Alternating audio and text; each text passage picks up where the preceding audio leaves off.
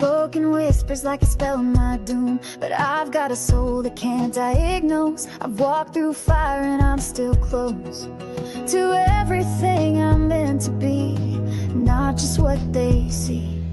I'm not my diagnosis, I'm not their doubt. I've got a voice and I'm gonna shout. I've got dreams that won't be tamed, I've got joy they can't explain. So don't you write my story yet. I'm more than limits and regret. I'm still rising year by year. I'm not my diagnosis, I'm still here. Some days hurt, some days shine, but I've made peace with this heart of mine. I've got cracks, but they let light in. That's where the strength begins. No shame in being real, that's how I heal. I'm not my diagnosis, I'm not their doubt. I've got a voice and I'm gonna shout. I've got dreams that won't be tamed, I've got joy they can't explain.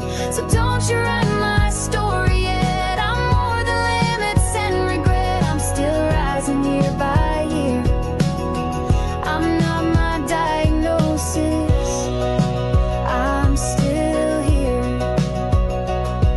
Might walk a little slower, but my heart beats just as loud. Might fall and get back up again, but I wear that proud. 'Cause brave looks different on everyone, and I'm proud of who I've become. I'm not my diagnosis, I'm more than pain, more than letters next to my name. I've got fire, I've got grace, I've got hope you can't erase. So don't you tell me who I am, I'm writing that with my own hand. I'm still singing loud and clear. I'm not my diagnosis, I'm still here.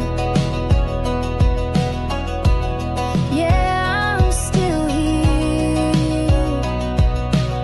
And I'm not my diagnosis.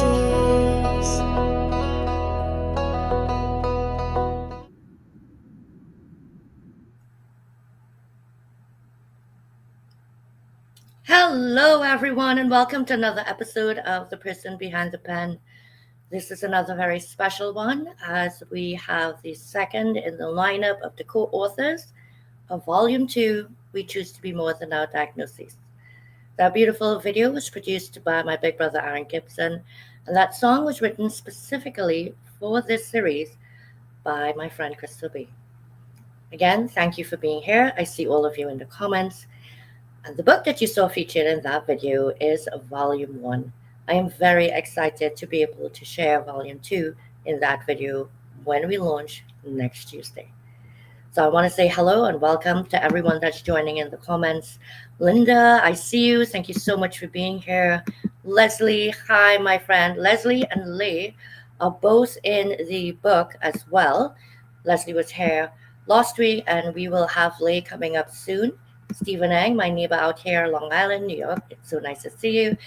And my little bit further of a neighbor, Merrill in New Jersey. So nice to see you here as well.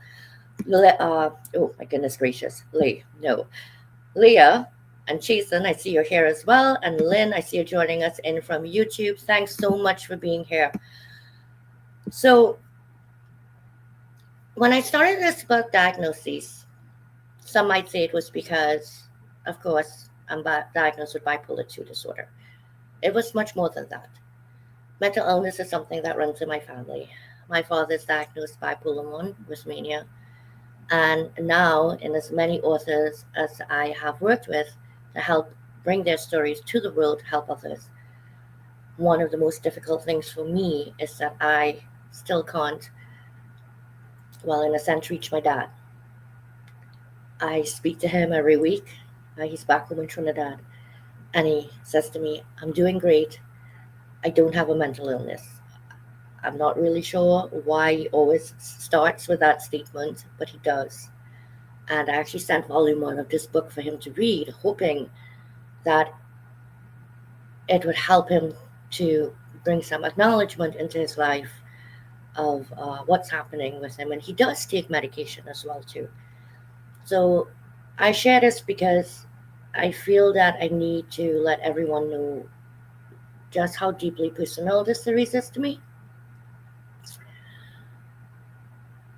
I want to thank greatly my community for these last few years of supporting Guiding Brilliant Writers Publishing and where it's come. We're just now in the second year officially as the LLC, and we are lined up to launch 8 books this year.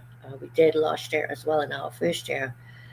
However, the anthologies is where I started and where my heart will remain, and we will continue to bring these series to the world in the hopes that just one person out there reading it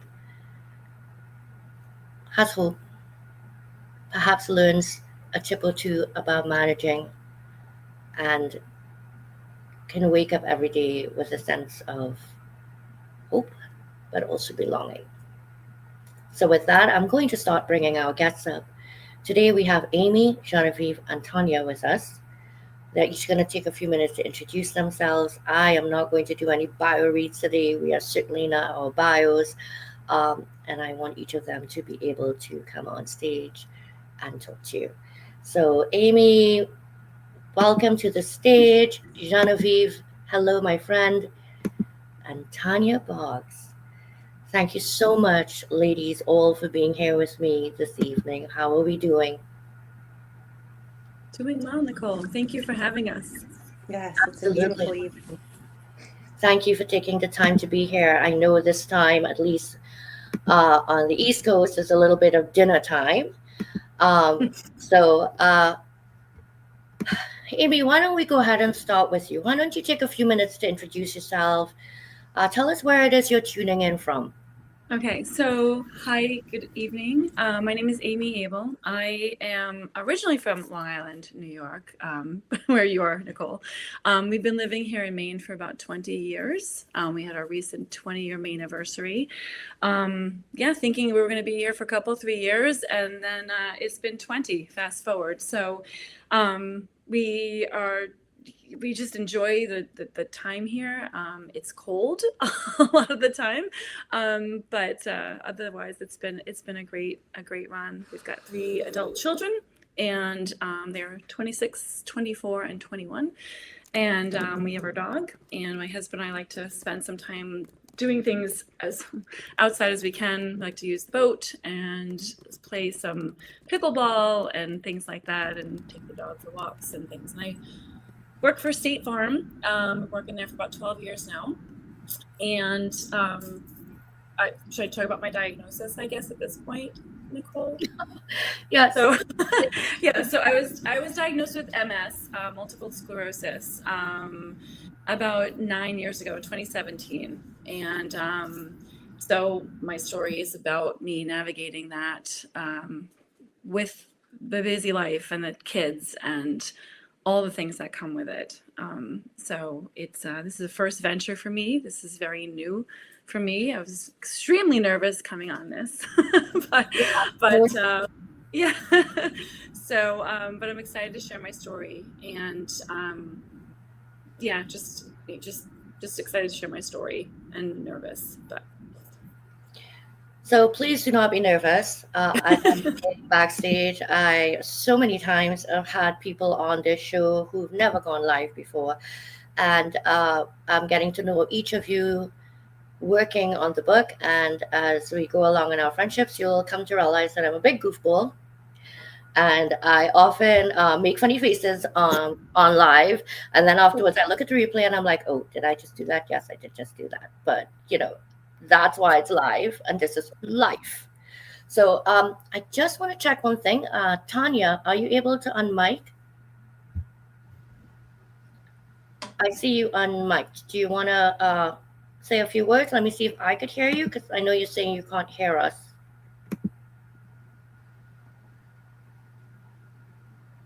Hello? You are on mute right now. I don't know if you can see that. Okay, so while Tanya's... Okay, so Tanya, I apologize to everyone. Tanya's having a little bit of technical difficulty with the audio. Do you want to leave and come back in, and I'll bring you back on stage and see if that works?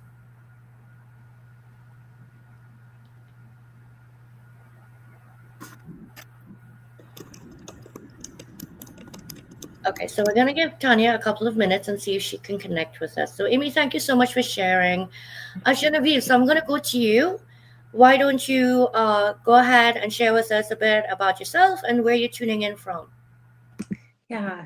Good evening, everyone. Thank you, Nick, so much. My name is Genevieve Miller. I am tuning in from central Minnesota tonight. It's a beautiful evening, connecting with Mother Nature, and just very grateful to be here. I am a intuitive psychic empath. I am a certified spiritual awakening guide, and I founded Dragonfly Wisdom Intuitive Healing LLC to guide deep feeling women like myself back into their power. Out of shrinking and self abandonment, and back into sovereignty and back into their power. And it is the biggest passion of my life. It brings me meaning and joy and purpose every day.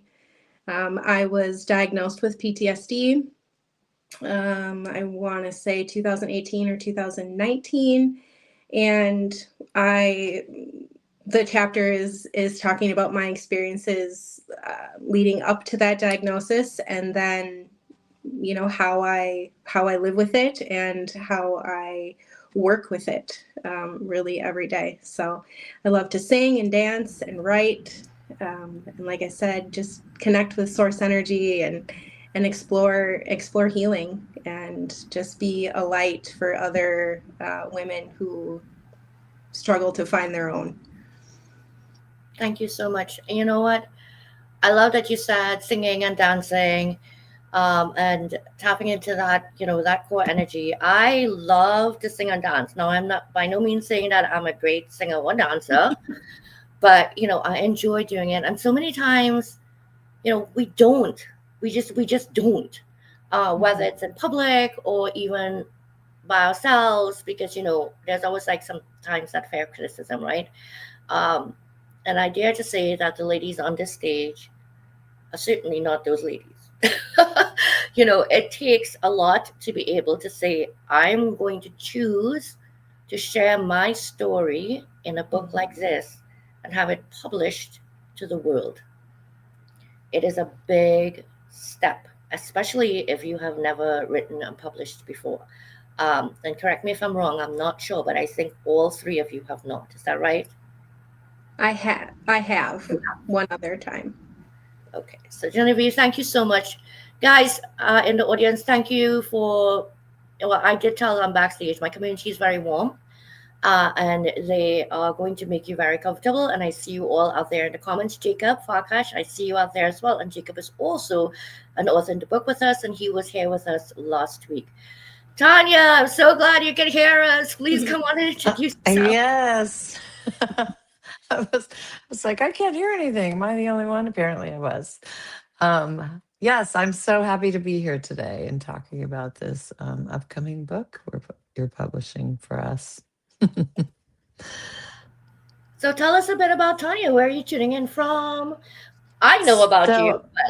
But... So I'm tuning in from LA today. I'm bi-coastal. I live part-time in LA and part-time in Charleston, South Carolina. And I'm mostly in LA than anything. Work mostly takes me back to Charleston when I'm there. I'm a public speaker. I'm a podcaster, and I am a personal branding photographer. And so, yeah, that's a little bit about me. So I need to come find Tanya, obviously, because I really need some professional photos that are not like taken with my iPhone. I'm just saying, you think? Oh, goodness. So Amy, I did see that your sister is here in the audience. So thank you so much for being here. This is such a critical part of receiving a diagnosis and living with the challenges of it day in and day out. It's your support system. And that isn't always family. And for those of us that are fortunate, it is family. Because I am fortunate that it is family in my case, and extended family. So I'm really glad to see, Amy, that your sister is here. All right. So it's crazy. Yeah, isn't that? I mean, this is your I first see. time. I'm seeing a couple of people that are coming in and typing in and saying, and I'm seeing some of my friends pop in here, and it's like I know my husband's watching from the other room, and I'm literally starting to cry right now because it just all of a sudden becomes so real. And to your point, like we're first time writer, and I've never shared like this to this level before. So this is very empowering. It feels very really good right now. So thanks. I want to share this comment. So this is Jackie. Jackie is a very good friend of mine, and she was one of the two people that was given this book to read ahead of time, and her review is printed in the book. This is the first anthology, and this is the ninth publishing that I did this. That I sent out the manuscript to be read so we could have a forward and so that we could have reviews. I'm learning and growing as I go in this publishing business. I have been very open about that with you guys. I'm very open and transparent about that as well. I fell into publishing literally after breaking my knee. I love what I do and I'm learning. And so I feel that I have that experience each and every time I work with someone, whether or not they're a new writer or a seasoned writer, to continue that learning and also rewalk that journey of the growth that I experienced through it.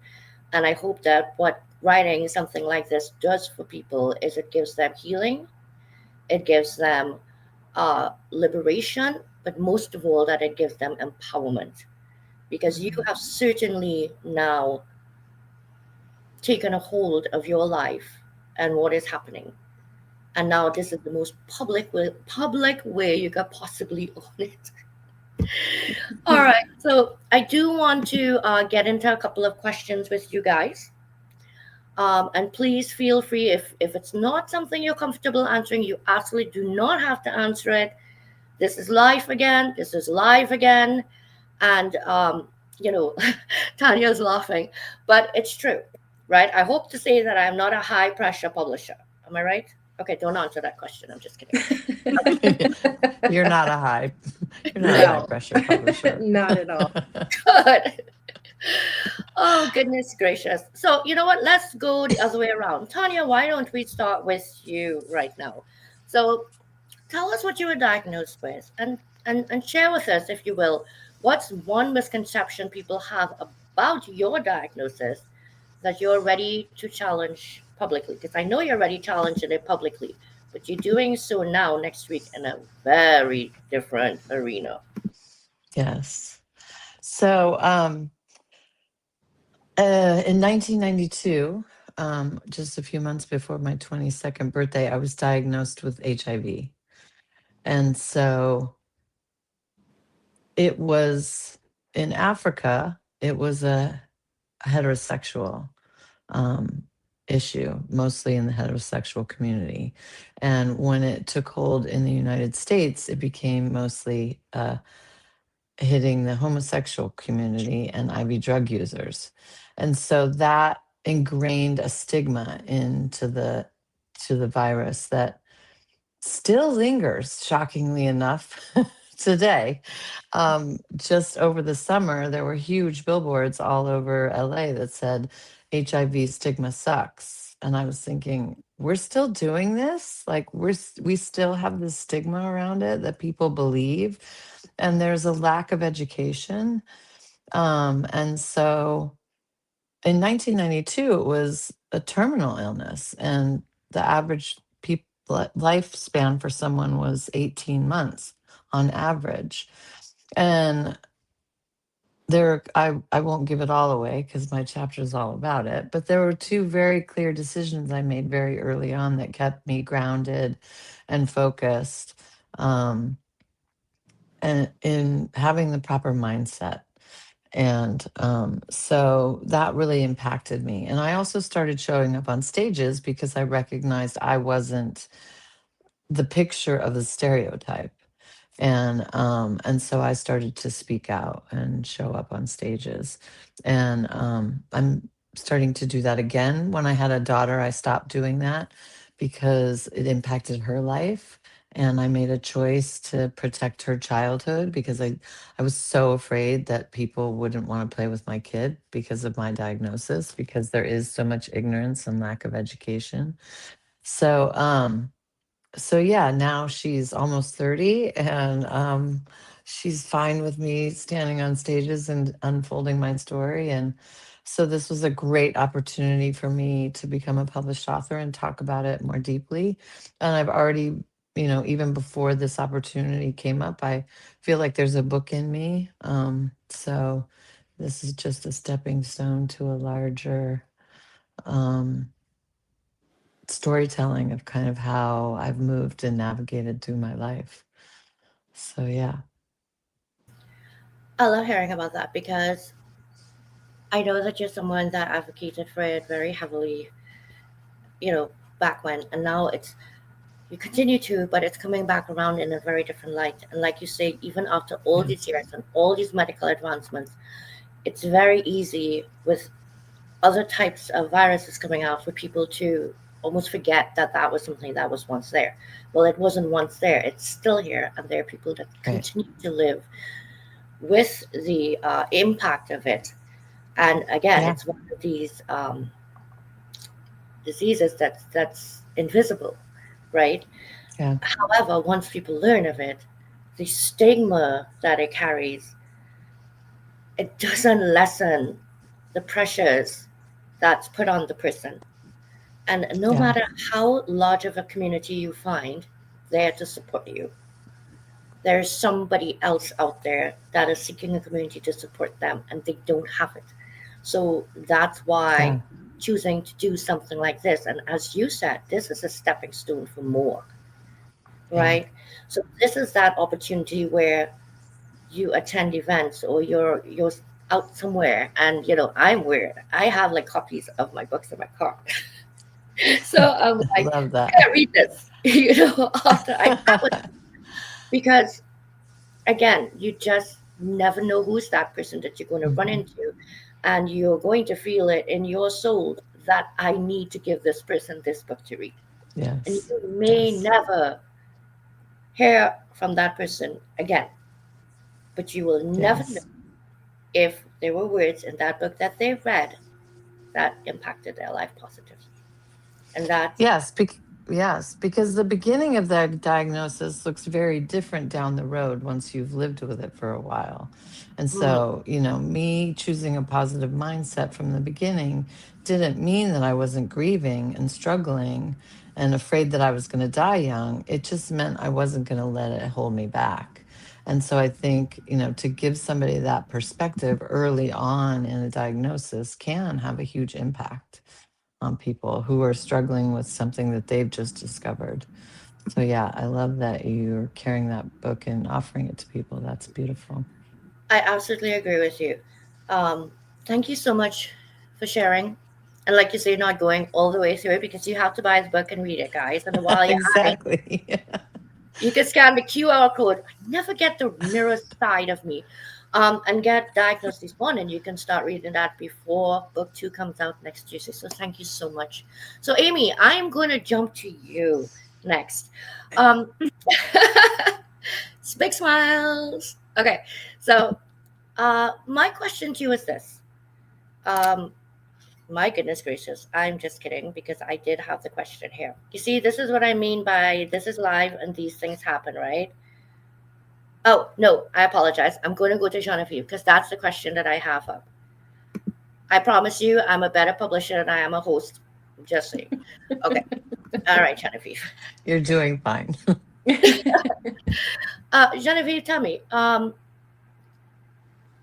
this ties right into your diagnosis. So I'm going to let you share, what the diagnosis is, and perhaps you even want to go ahead and share one of the situations around it.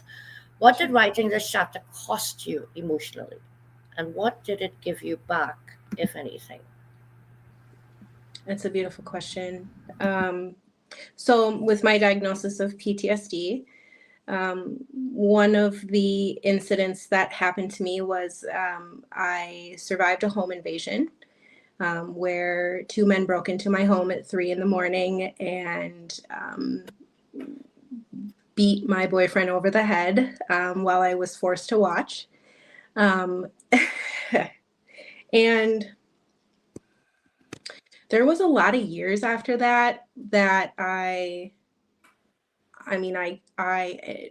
couldn't be home alone without pacing my house. I couldn't, I was constantly checking locks, checking doors, checking windows.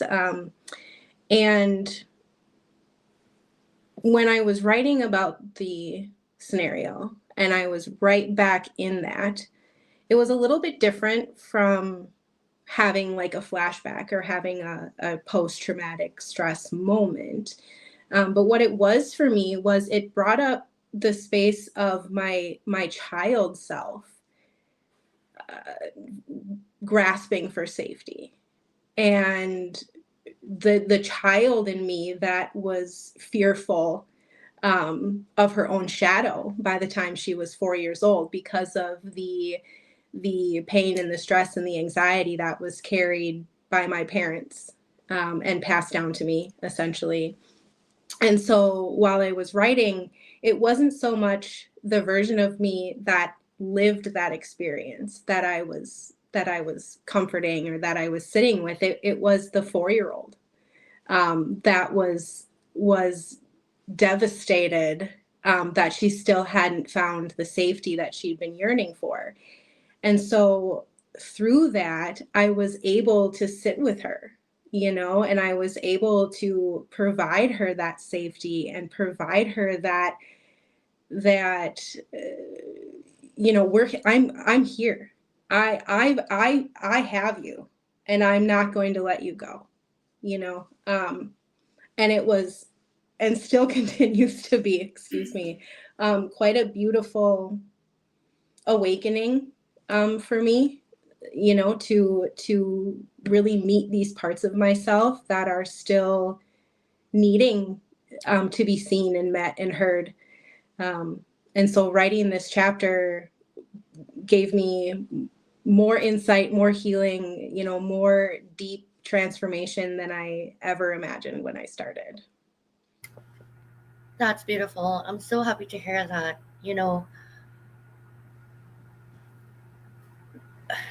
A lot of times when people come to write in an anthology, um, that they ask me, what do you expect?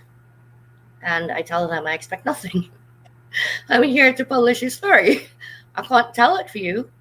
I can help you tell it, but I want you to write your story as if you're not writing it for anyone else but yourself. Just write it. And I do warn people, it's not going to be, I want to say it's not going to be easy. Rather, there are bandages that are going to be ripped off. There are scabs going to be ripped off clean that you think have healed over and that you're going to revisit. And when you do, you're going to see it in a different perspective. And it's not necessarily a good or a bad. It's rather that you're revisiting it now as who you are today writing the chapter. And so many times I have reconciled in my mind what I experienced as a child. I had somebody ask me just today in a coffee chat, what is bipolar? And did you always know? And I said, honestly, not until I started taking medication for it and started to feel grounded on a daily basis was I able to look back, way back into my childhood and say, wow, I really was going through some stuff. I just didn't know what it was. And my family didn't either, because 30 years ago, people just didn't really talk too much about depression and different types of possible mental illnesses and such like that. So much of what you said is resonating, not just with me, but I am sure with a lot of people in the audience. So people in the audience, I really want to know, have you ever put pen to paper, whether or not you published? It could be a journal, it could be a diary, a letter to yourself, where you have revisited your younger self. And how are you seeing your younger self now through today's eyes? I'm curious to know. please share in the comments. I'm sure that would be something Genevieve would love to see. So Genevieve, thank you so much for sharing that with us. Thank you, Nick. Amy, now I'm coming to you. Now I got the question. Oh. All right. I started taking ginkgo biloba a couple of weeks ago, but I don't think it's kicking in just yet, apparently. So I do have the question here, and it's written down. So, have you ever felt like your diagnosis was louder than your identity? And if so, when did that start to shift for you? Okay. That's just for me, right? So I actually have never felt that my diagnosis was louder, I guess, than my identity, because it is such a, dare I say, quiet diagnosis for MS, particularly in my situation. So in a weird way, sometimes dare I say, almost feel a little bit guilty sometimes, because I do see people that are much more hard off than I am. I go about my day, people look at me and they don't see anything really wrong, right? So to that point, so I feel like my diagnosis is a bit quieter. So I think, for that being said, it's more important to be a little bit of a louder voice and be that advocate. We just had our MS walk this past Sunday, and my husband, my little team, we all got together down in South Portland, and we had our orange shirts. We wear blaze and tropical vibe. That's our theme. And as we were walking, and we were passing around this little area near Bug Light in Portland, and there's a couple actually, that was riding their bikes, and they stopped us and they said, "What are you guys doing? Like, we saw these people walking," and we're like, "We're doing the MS walk." And they said, "Wow." And they didn't realize that I actually had it, because I was out there walking. I don't have a cane. I'm able to do those things, which I'm grateful for. Turns out they have a son that was just recently diagnosed in February. And what we were doing really resonated with them, to the point where they actually made a donation literally on the spot for our team. Like, they said, "Send me your code." So I think that being a vocal advocate, particularly when you have a quiet diagnosis, if you will, is more important than ever. And that's kind of what I try to do. So I guess I'm finally being able to speak to that. I guess I kept it inside for a while, just because it just doesn't come off often. But when I do see the opportunity, I make sure that I say something. And I think for that couple, meeting people, and there was another woman on my team, a friend of mine as well, that also has MS, and she, again, walking, capable. And I think that the couple was really grateful to see two middle-aged women that are just kind of going and living their lives, and doing what they can do. Just be that, to be a vocal. On the hope, like you say, Yeah. People looking at this, look at someone like Tanya and they say, "Okay, I was recently diagnosed. I'm young. What is my life going to look like now?"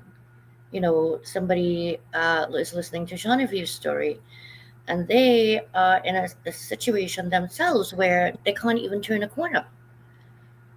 And they wonder, will they ever really be comfortable again? Mm-hmm. And now, Amy, you share sorry. this. No, that's okay. And you share this. And that's why I asked the audience the question that I asked them, because you don't have to have written a book or be here on a stage to be talking about this. Because as you said, it was not louder than your identity, right? And I didn't either. So that was part of it too, right? So I didn't want it to take over who I was. And I think that was so important for me to just maintain doing what I do, and I didn't want it to be this big part of of my existence, even though it is it's a daily thing. But yeah, so It didn't take away identity, but would you say in any way that it shaped it from the time it happened to who you are now? Ooh, perhaps. Well, I guess to the point where it's it's almost like a little badge that you wear. Um, and whether it's a badge of honor or whatever we're delegated, and we don't know what this life is going to bring us. This just happened to be my cross to bear, if you will. I was in my late 40s when I got officially diagnosed with this, and I thought, now what? What is this going to look like for me? Is it going to get worse? Am I going to be able to sustain my lifestyle? Like, the unknown, I think, was the excuse me, the unknown still is very prevalent. Got you. We're here. It's okay. Yeah. And So it's interesting, right? Because you learned of yours in your 40s, and Tanya, for example, learned about hers much, much younger, and they were both unknowns, and you both approached it somewhat differently, but you are both here today. So nobody's journey to where they're going is quite the same. There are parallels. Tanya, please go ahead. I see you on mic. Yes. So I have this saying that I say on stage, but it's also something that I became this sort of running greeting for me and my friend. She asked me once, "How are you doing?" I was like, "I'm doing great. It's a great day to be alive." She goes, "Great answer." And so I've just started saying, like, because what I wish I could give to people is the perspective of having this idea that I understand that I'm not promised time, right? And Amy, I think you're probably feeling a little bit of that yourself. And nobody is honestly promised time. We don't know what's going to happen tomorrow. So I always feel like it's a great day to be alive, even on the hardest days, even when you're in the muck, right? The thick of the muck, because what's the alternative, right? I'd rather be above ground having a hard day than the alternative. And so I try to live my life as if it could be tomorrow. So make sure today counts, right? As much as you possibly can, and enjoy it even when it's hard, because it will change, right? Hard things change, good things change. That's the one thing we're guaranteed. And so that's sort of the mind frame I try to set up for myself every day. Is it doesn't really matter what's happening around me or what's happening in my heart or in my feelings. It's a beautiful day to be here, So yeah. I've grown so much in my self-awareness over the years, and I still, when the days hit me, they hit me hard only because I tell myself, but you've grown so much more aware. You know now, you know what steps to take, you know which way to go. And there are still days where it takes me longer to flip that mindset, knowing that I need to, knowing how to.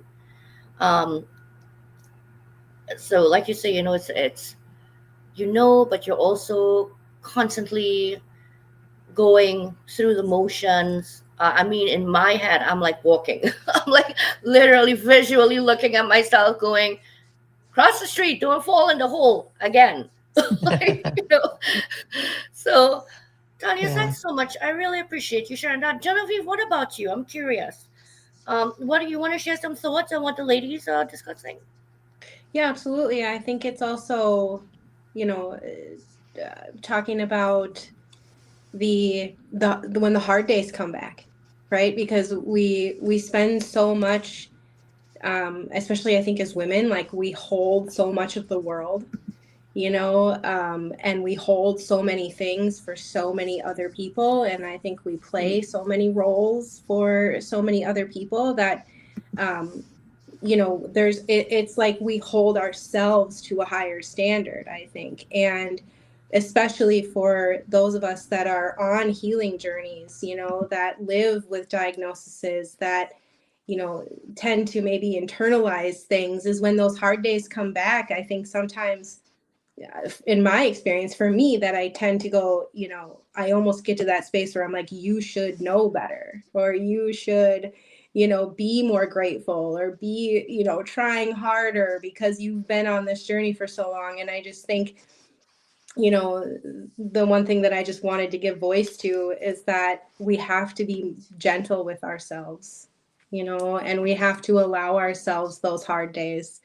And, you Yes. know, we have to allow ourselves the human in us, you know, and the experience that we're having, and it's the light and the dark and the good and the bad and all of it together, makes the experience that much more beautiful. And that's just one of the big things that, as I navigate, you know, day to day, that I bring myself back to, is we have to allow that. We have to allow the dips, and we have to allow the, you know, if you're sad, you're sad. If you're angry, you're angry, and it's okay. And it's okay Yeah. to allow it, you know, and to allow it to move through. And, you know, every day or every breath is another opportunity.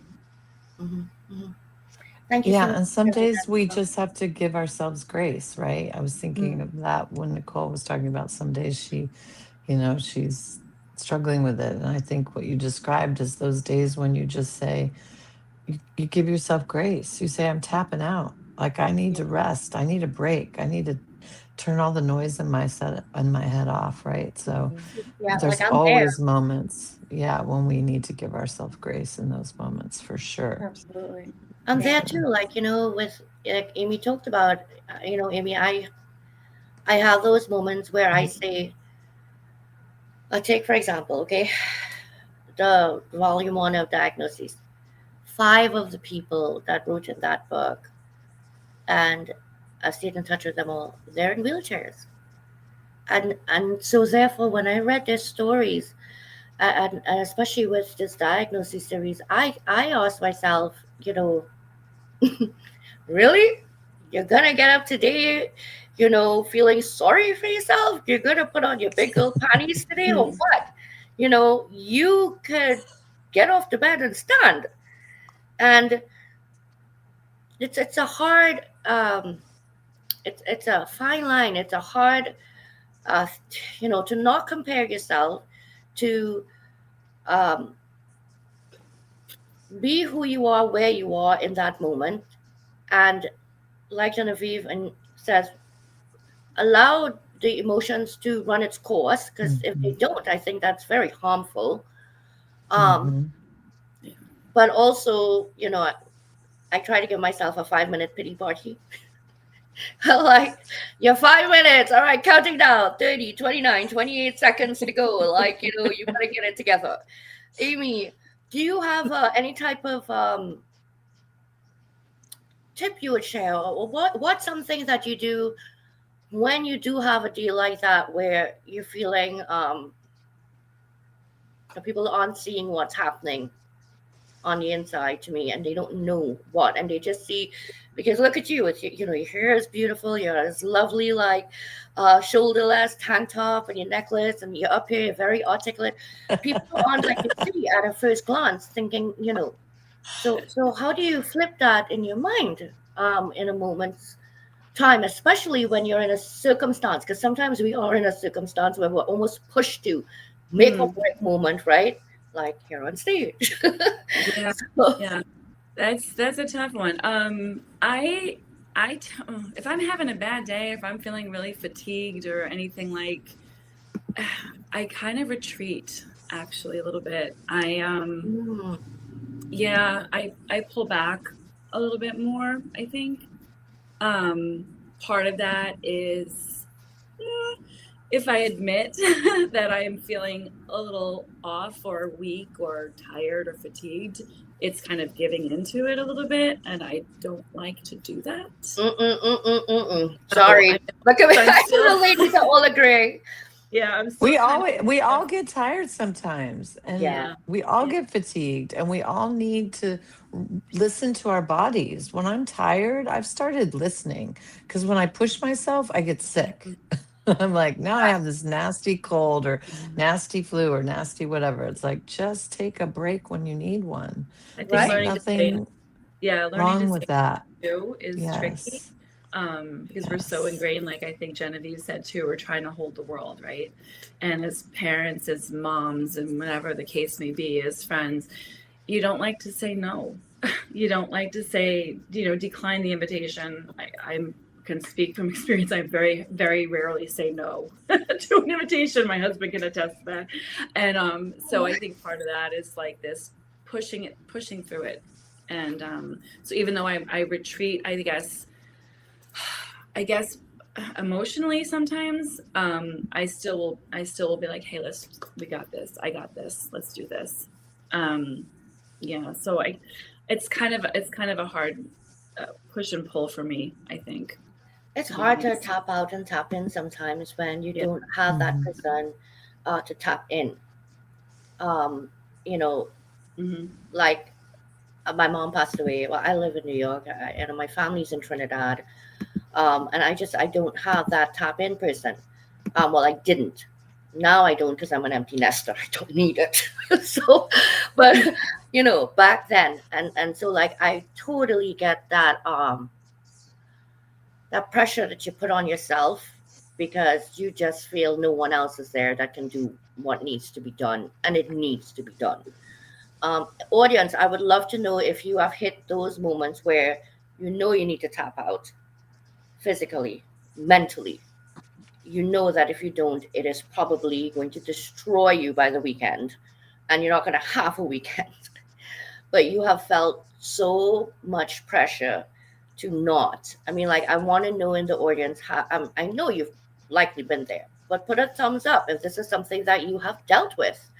And by all means, throw your 2-liner tip in there. Not like a 50-liner because I'll block everyone with the comments, but throw like a 2-3-liner tip in there about what you do in those moments to give yourself grace. Because some people can do grace in 2 minutes, right?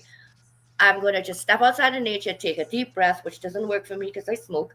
And then, you know, there are those days where I'm like, which is mostly every day, I have to go binge watch Bridgerton while I eat lunch and take a nap.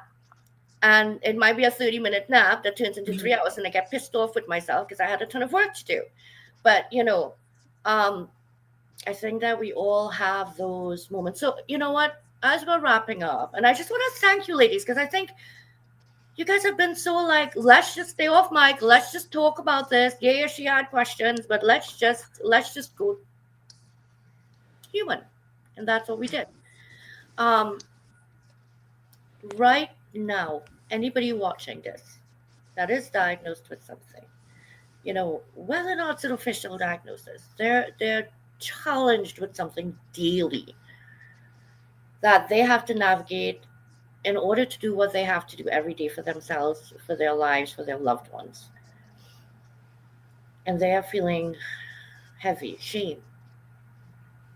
They feel that they can't talk to anyone about it. Anyone, not even their partner. What is something that if they were sitting next to you right now and you had 2 minutes to say something to them, what would it be?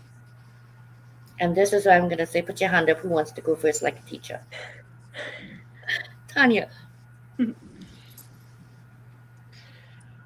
I would say sometimes I think we do that because we're trying to protect someone, right? And protect our partner, protect whatever. And I would say stop protecting them before you protect yourself. And if you're needing help or you needing something, say it out loud, because people can't read our minds, right? And asking for something is okay. I think especially for women we put everybody first. We're the last on our list. And I've changed my perspective to that. And I'm the first one on my list. I put on my oxygen mask first because I can't save anybody else if I'm drowning. So I say, don't protect them. They want to be invited in, be vulnerable with them, allow them to help you. That's good. A lot of times I say now, and I'm no different. I think a lot of people, you know, that you can't take a compliment. You give gifts, and then when people give you a gift, you're like, no, no, no, really, it's okay, you know. And I've learned that wait, when I give something to someone and they accept it, I feel great. Why am I robbing people of the opportunity to feel great when they give me something? And it took me a long time to not feel selfish about saying that, shoot, it's kind of okay for me to think about Nick. You know, today I'm really brain dead and I want to sit on my couch in my underwear and watch TV and I don't want to talk to nobody. And it's okay. And, you know, we go through our lives and like you say, we have all these roles and then you know we have all these accolades too because we do so well and we have all these accomplishments and we feel like every minute we have to keep living up to. Mhm. Are we really just living up to our own peace of mind? So Tanya, thank you for sharing that, and I want to thank the audience because this is what I love about this audience. People are sharing in the audience. I asked the question, okay, I've suffered burnout and I learned to give myself grace. And Stephen also shared. And of course, my computer is frozen and not being good right now. So, Amy, let's go on to you. What about you? What is that, 2-minute pep talk you're going to give someone that's sitting next to you right now, telling you, you know what, it is hopeless. I am over this. I can't anymore. Oh, that's so, you hear that so often.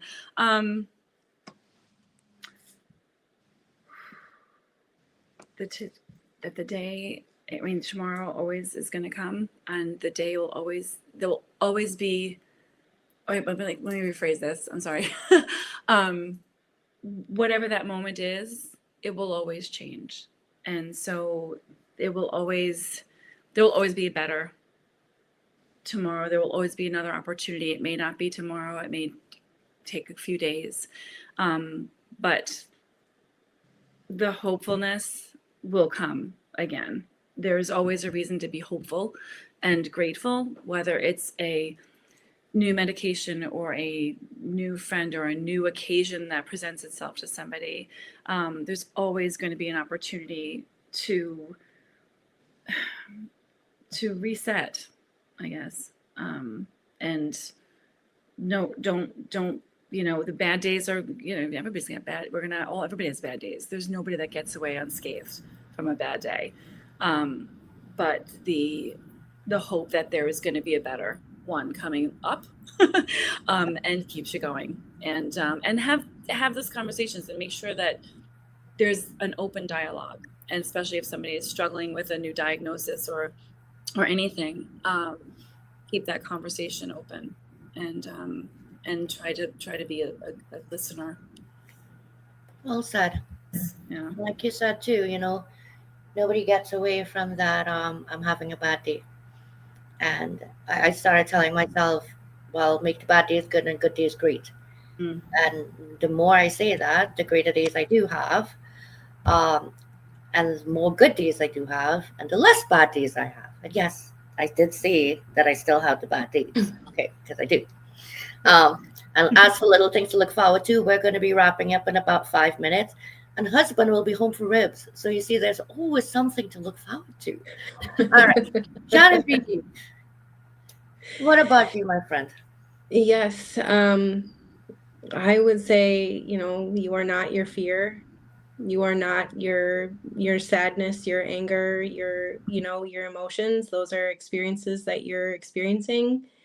And they're valid, but that doesn't make up of who you are, and sort of branching off what the other two beautiful women said is hope itself is such a high frequency, it's such a high vibrational feeling.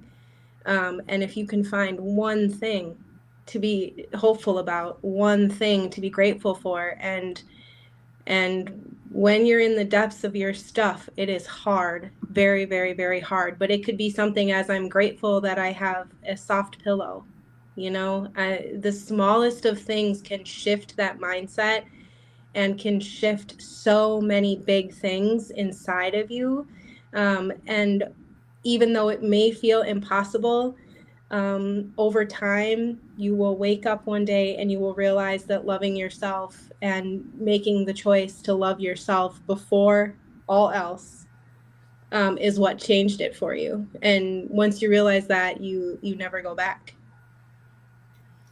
Very, very well said. And then, like I said, it took time for me to get there. And there are even days where I forget. And I say yes to too many things. Or, I take my doggy for too many walks, and then I come back home and I'm like, I'm exhausted and now I don't want to cook dinner. So, Yeah. That's what takeout is for. right? Of course, it doesn't help that my husband insists that every time he sits to eat my food, oh my God, this tasted so much better than the ziti we got last week at so and so's, of course. But anyway, it's been such a lovely conversation. Thank you to each of you.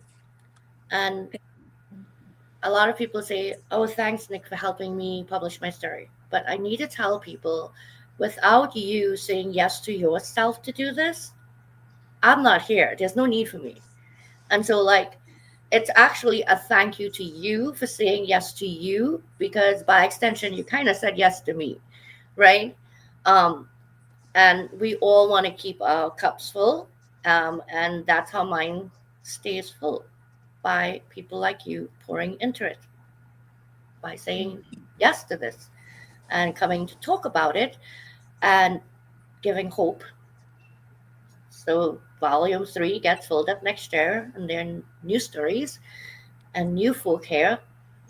And this message continues to spread until we touch each and every person in this world. And I do believe that we can.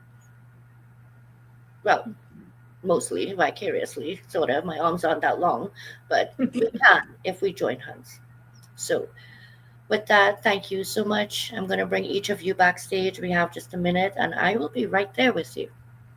Thank you. Thank you.